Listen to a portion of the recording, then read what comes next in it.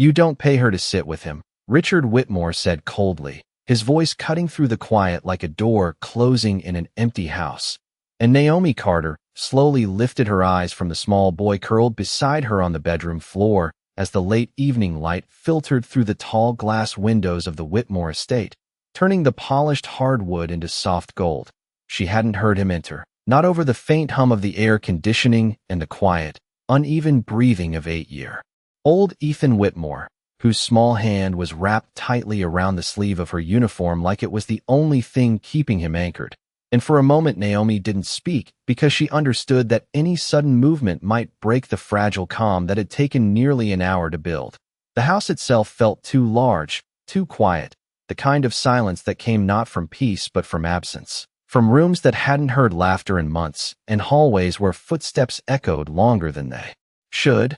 And Naomi had only been working at the Whitmore residence for 5 days, assigned to light cleaning duties and laundry, nothing involving the family. Nothing involving the child. That had been made very clear during orientation, yet 20 minutes earlier she had heard the faint sound of crying drifting from the second floor, soft at first, almost easy to ignore, but then growing sharper. The kind of cry that wasn't about spilled milk or bedtime resistance, but something deeper. Something that pulled at instincts Naomi had spent years trying to bury. And when she reached the doorway, she found Ethan sitting on the floor beside his bed, knees pulled to his chest, shoulders trembling as he stared at the empty space near the nightstand where a framed photograph had been turned face down, and she didn't ask questions because she already recognized that look, the quiet panic, the loneliness that didn't know how to ask for comfort. So she simply sat a few feet away, careful, slow, letting him notice her presence without pressure, and after several minutes he shifted slightly, his breathing softening, until finally he leaned closer, his small fingers brushing against her sleeve before gripping it, as if it had always belonged there. And now Richard Whitmore stood in the doorway, tall and composed in a tailored charcoal suit that still held the faint scent of rain and city air, his expression unreadable but his tone unmistakably firm. He has staff for that, he continued, stepping forward, the faint click of his leather shoes echoing across the room. Naomi swallowed quietly, careful not to pull away from Ethan's grasp, her voice soft, almost a whisper. He was upset, sir, I thought. You thought wrong, Richard interrupted, his gaze dropping briefly to his son's hand holding her sleeve, something flickering in his eyes before it disappeared again, replaced by that same controlled distance. Naomi nodded slowly, understanding her place, understanding the unspoken rules that came with houses like this. Houses where warmth often felt out of place against marble countertops and floor-to-ceiling windows. She gently shifted her hand, preparing to stand, but Ethan's grip tightened instantly, his small fingers clutching harder, his breathing quickening again. And Naomi paused, feeling the subtle tremor in his hand, the same tremor she remembered from long ago, from nights that still visited her in quiet moments. She glanced down at him, her expression calm, patient, and Richard noticed the change immediately, the way the boy's shoulders had begun to relax again under her quiet presence. And for a second the room held still, suspended between authority and something softer, something less certain. Outside the windows the evening sky faded into deep blue, the lights of the distant city flickering like quiet stars. And inside the Whitmore estate the silence settled again, heavier now, as Richard Whitmore stood watching the woman he barely knew sitting on the floor beside his son, unsure why the tension in the room felt different than before, unsure why. For the first time in weeks, Ethan wasn't crying anymore. Naomi Carter slowly loosened her shoulders as she felt Ethan Whitmore's breathing settle into a quieter rhythm, the small rise and fall of his chest steady against the soft fabric of his pajamas. And she remained still, careful not to disturb the fragile calm that had formed in the dim bedroom, where the only light came from a small lamp casting a warm amber glow across the carpet, while Richard Whitmore stood a few feet away, his arms folded loosely, watching with the quiet intensity of someone who had grown accustomed to solving problems with decisions and numbers rather than silence and patience. And Naomi could feel his presence like a shadow behind her yet. She kept her focus on Ethan, because she had learned long ago that children like him sense tension before words were spoken, and any sudden shift in the air could undo everything. So she simply rested her hand gently on the floor, palm open, a quiet invitation rather than a gesture of control. And after a few seconds, Ethan's fingers loosened slightly around her sleeve as his eyes drifted closed, the tension leaving his shoulders inch by inch. And Naomi remembered another night years ago in a small apartment that barely measured 800 square feet, where she had sat beside a narrow bed painted pale blue, waiting for her own son to fall asleep after another restless evening filled with silent tears he could not explain. And she remembered how she used to count the seconds between each breath, how she learned that sometimes comfort did not come from words but from simply staying. And the memory passed through her like a quiet echo, soft but heavy, while the air in the Whitmore estate remained still, broken only by the faint hum of the climate control system and the distant ticking of a hallway clock. And Richard shifted slightly, glancing at the boy whose face now looked calmer than he had seen in weeks, perhaps months, and something subtle changed in his posture. Not enough to be called softness, but enough to slow his next words. "He has not slept like this in a long time," he said quietly, almost as if speaking to himself. And Naomi nodded gently without lifting her eyes, her voice low and respectful. "Sometimes they just need someone to sit with them, sir." And the sentence hung in the air, simple yet unfamiliar in a house where solutions usually came with contracts and schedules. And Richard studied her more closely now, noticing the way she did not try to take credit, did not try to explain further. She simply remained present. And after another minute, Naomi carefully slid her sleeve from Ethan's hand, moving slowly so the boy would not wake.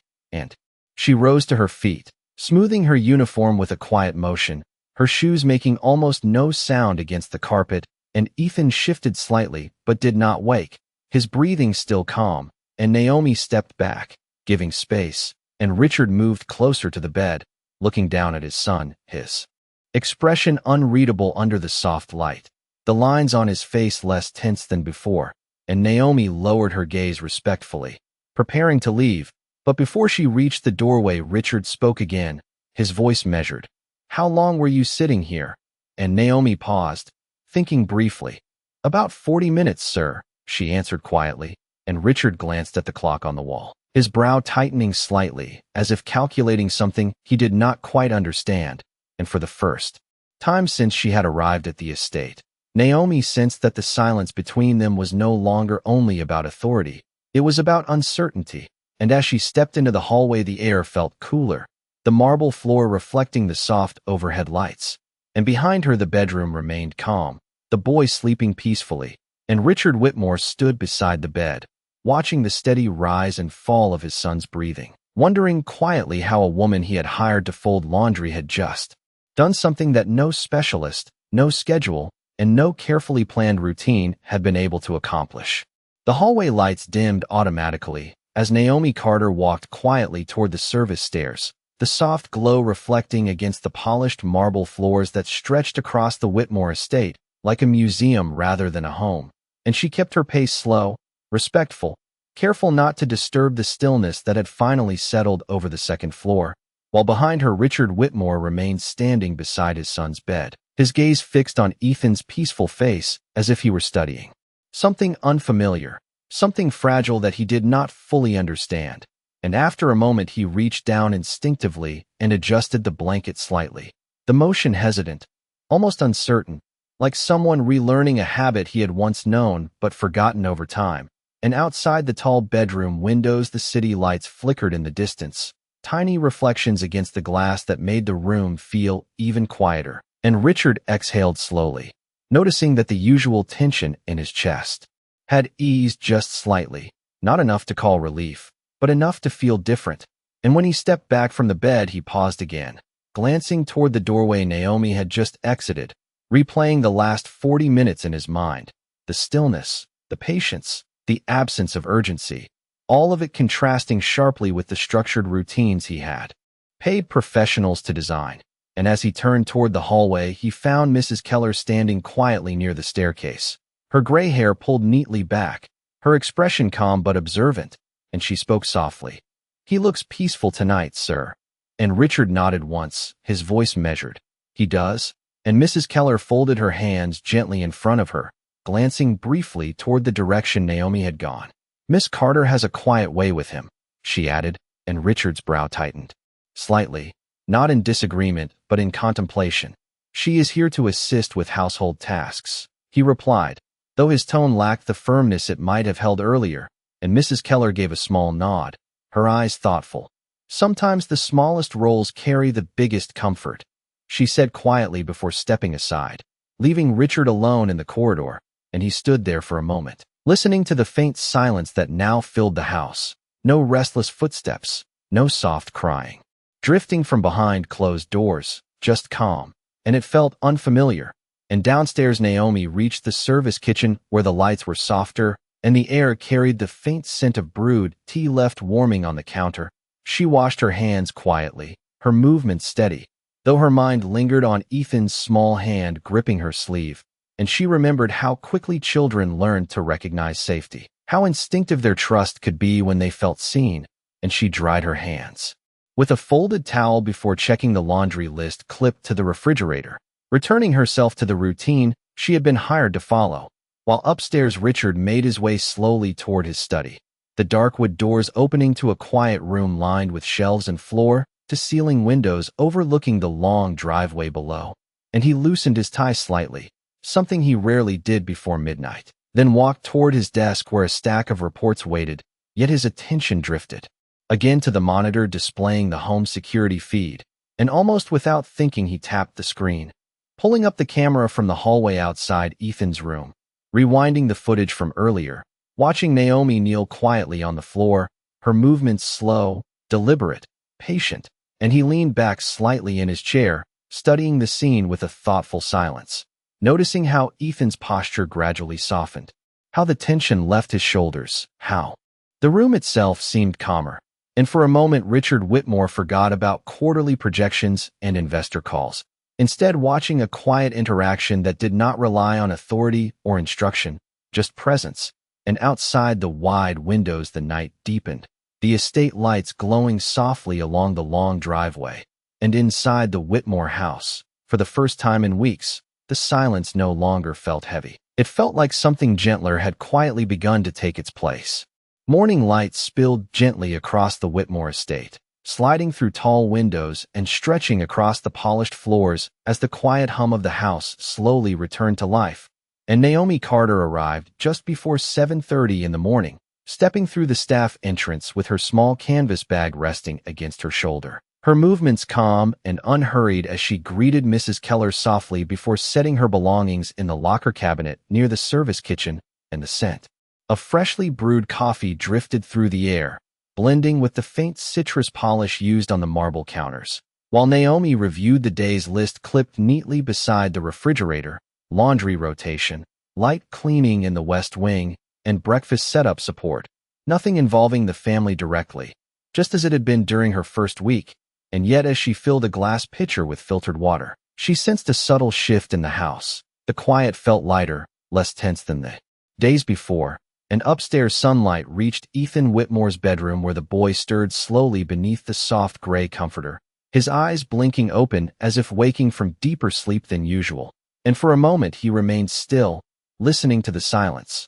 Then he sat up slightly, glancing toward the doorway as though expecting someone to be there, his fingers brushing the sleeve of his pajama top absent-mindedly. And downstairs Naomi placed folded napkins along the breakfast table, aligning each one carefully, her movements steady, familiar, while the soft ticking of a wall clock filled the dining room. And a few minutes later light footsteps echoed from the staircase, small and hesitant, and Naomi turned slightly to see Ethan standing at the edge of the hallway, his hair still tousled from sleep, his eyes scanning the room quietly, and she offered a gentle smile without stepping closer, respecting the distance. "Good morning," she said softly, and Ethan hesitated, then nodded faintly, his gaze lingering on her for a moment before he walked slowly toward the table, sliding into a chair with careful movements.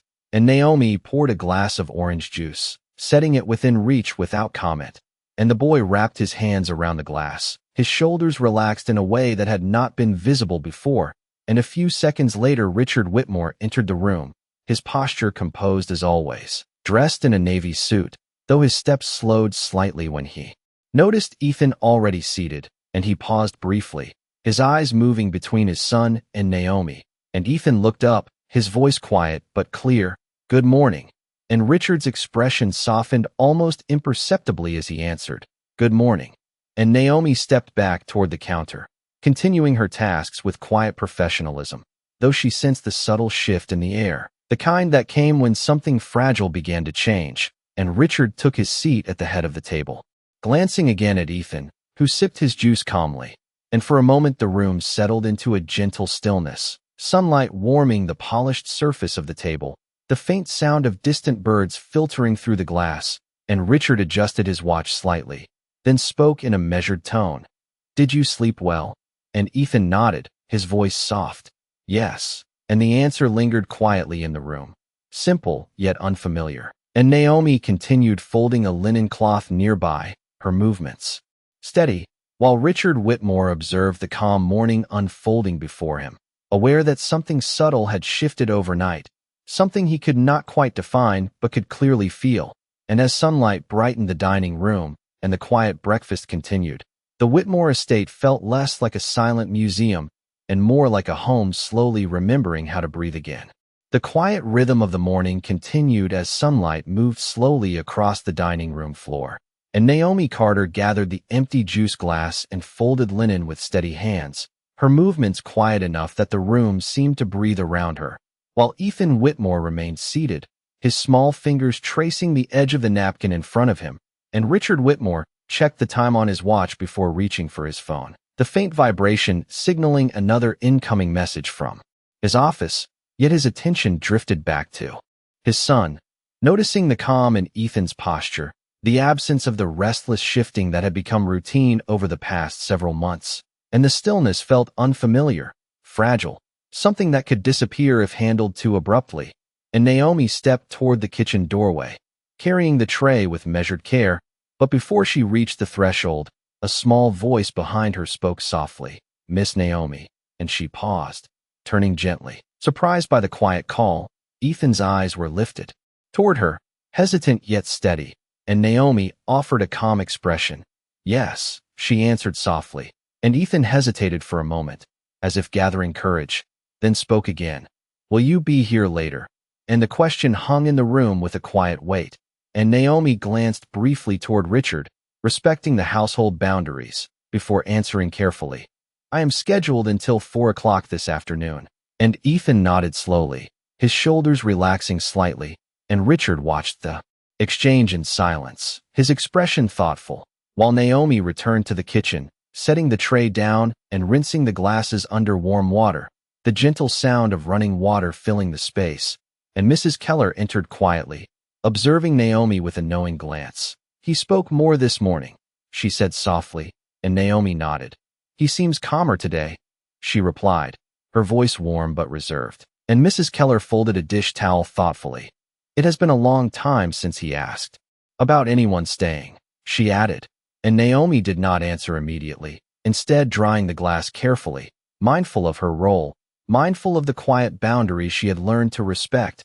And upstairs Richard finished his coffee, his gaze drifting toward the hallway where Ethan now sat quietly, and he noticed the boy watching the kitchen doorway, as if measuring time differently. And Richard set his cup down slowly, the porcelain touching the table with a soft sound, and he spoke in a calm tone.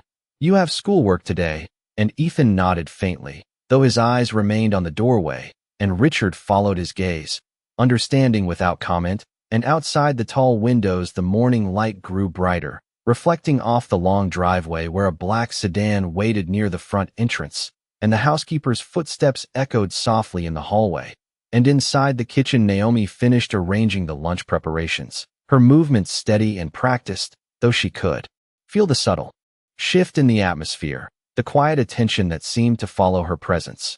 And as she carried a small bowl of fruit toward the dining room, Ethan looked up again, his expression calmer than before, and the silence that followed felt less heavy, less guarded. And Richard Whitmore observed the moment quietly, recognizing that something small yet meaningful had begun to form, something not planned, not scheduled, but quietly unfolding within the calm of an ordinary morning. And as the sun continued to fill the Whitmore estate with soft light, the distance between silence and comfort seemed to narrow just a little more.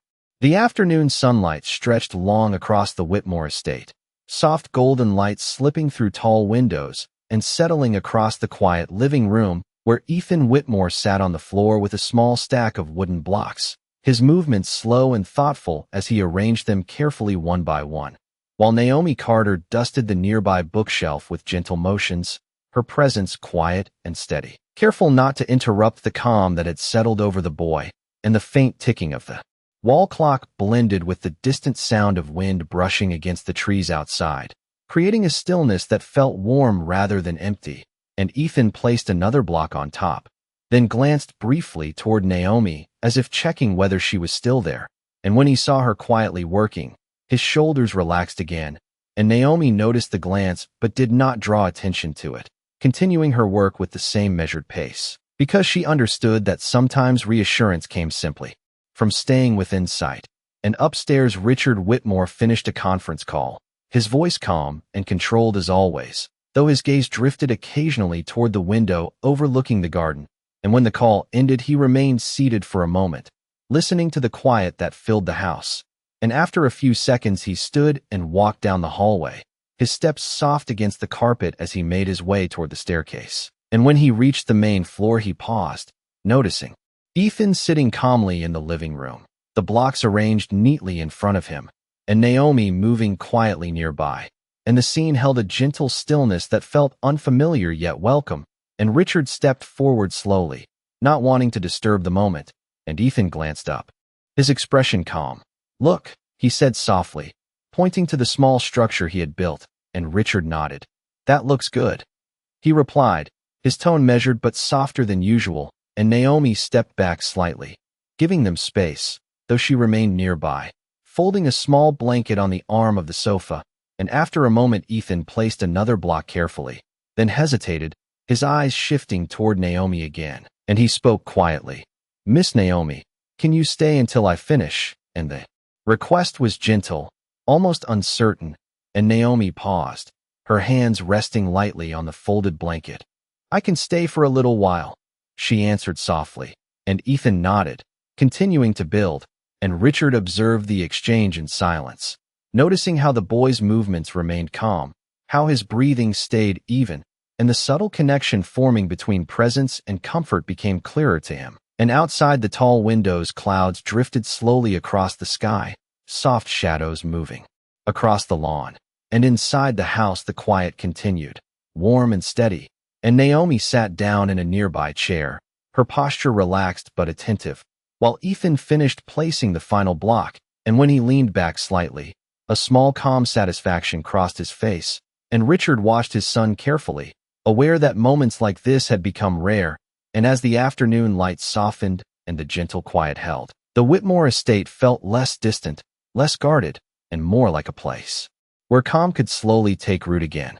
Late afternoon light softened into a pale amber glow as the sun lowered behind the tall trees surrounding the Whitmore estate, and Ethan Whitmore leaned back slightly from his finished structure, studying the small tower of wooden blocks with quiet satisfaction, while Naomi Carter remained seated nearby, her hands folded gently in her lap, her presence calm and unobtrusive. And Richard Whitmore stood a few feet away, watching his son with a thoughtful stillness, noticing the relaxed posture, the absence of tension in Ethan's shoulders, and for a moment the room felt suspended in a quiet balance that had not existed in months, until the faint vibration of Richard's phone broke the stillness, and he glanced down at the screen, reading the incoming message from his executive assistant reminding him of an early evening meeting downtown. And he checked the time, for a clock approaching, the usual rhythm of his schedule returning. And as he lifted his gaze again, he noticed Naomi rising slowly from the chair, smoothing the sleeve of her uniform as she prepared to step away, and Ethan immediately noticed the movement, his eyes shifting quickly toward her. "Are you leaving?" he asked softly, his voice carrying a trace of uncertainty, and Naomi gave a gentle nod. "My shift ends at 4 o'clock, she replied calmly. And Ethan's fingers tightened slightly around one of the wooden blocks, his gaze lowering for a moment before he looked back at her, and Richard observed the exchange quietly, sensing the subtle change in the room as Naomi stepped toward the hallway, her footsteps soft against the rug, and Ethan suddenly rose from the floor, his small movements hesitant but purposeful. "Miss Naomi," he called softly, and she turned, pausing near the doorway, her expression warm but composed. "Yes," she answered gently. And Ethan hesitated for a second, then spoke in a quiet voice that seemed to carry more weight than its volume. "Will you come back tomorrow?" And Naomi's eyes softened slightly. "Yes, I will be here in the morning," she replied, and Ethan nodded slowly, though his gaze lingered on her as if measuring the distance already forming, and Richard stepped forward slightly, his tone measured. "That will be all for today," he said, and Naomi gave a respectful nod before moving toward the service hallway, her figure gradually disappearing beyond the doorway, and the room grew quieter again, though this time the silence felt different, and Ethan remained standing, looking toward the empty doorway, his hands resting lightly at his sides, and Richard noticed the stillness in his son, the subtle shift in his breathing, and he walked closer, placing a gentle hand on Ethan's shoulder, and the boy spoke softly without looking away from the hallway. "She makes it quieter." And Richard felt the words settle heavily in the air, simple yet revealing, and he glanced toward the doorway himself, the faint sound of Naomi's footsteps fading down the corridor, and outside the windows the sunlight dimmed further, shadows stretching across the lawn, and inside the Whitmore estate the calm lingered, though now it carried a quiet absence, and Richard stood beside his son, both of them watching the empty hallway where Naomi had just left, and for the first time Richard Whitmore realized that the quiet in the house no longer came from silence alone, but from the presence of someone who had quietly begun to change it. Evening settled gently over the Whitmore estate as the last light faded beyond the tall windows, leaving a soft blue hue across the quiet living room where Ethan Whitmore remained standing near the doorway long after Naomi Carter had disappeared down the hallway, and Richard Whitmore watched his son carefully, noticing how the boy did not immediately return to his blocks, did not sit down, but instead remained still as though listening for footsteps that had already faded, and after a few seconds Richard spoke softly.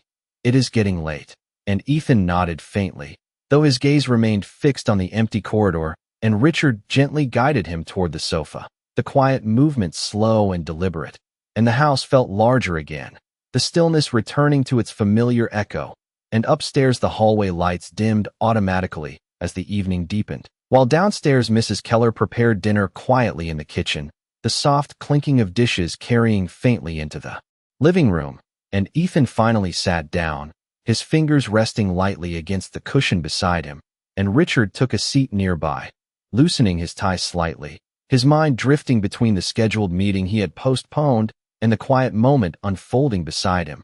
And after a few minutes Ethan spoke softly. "Will she come in the morning?" And Richard nodded gently. "Yes," she said she would, and Ethan leaned back slightly, the tension in his shoulders easing just a little, and the quiet returned. And later that night the house grew even stiller as Ethan prepared for bed, his steps slow but calm as he walked upstairs, and Richard followed at a distance, observing carefully, and when Ethan reached his room he paused at the doorway, glancing briefly toward the hallway as though remembering the previous night, then stepped inside and climbed onto the bed, and Richard adjusted the blanket gently, the soft fabric smoothing under his hands, and Ethan's eyes remained open for a moment. Then he whispered quietly, "It is quieter when she is here," and Richard felt the words settle again, simple and honest, and he nodded softly. "I know," he answered, and the boy closed his eyes gradually, his breathing slowing within minutes, and Richard remained seated beside the bed longer,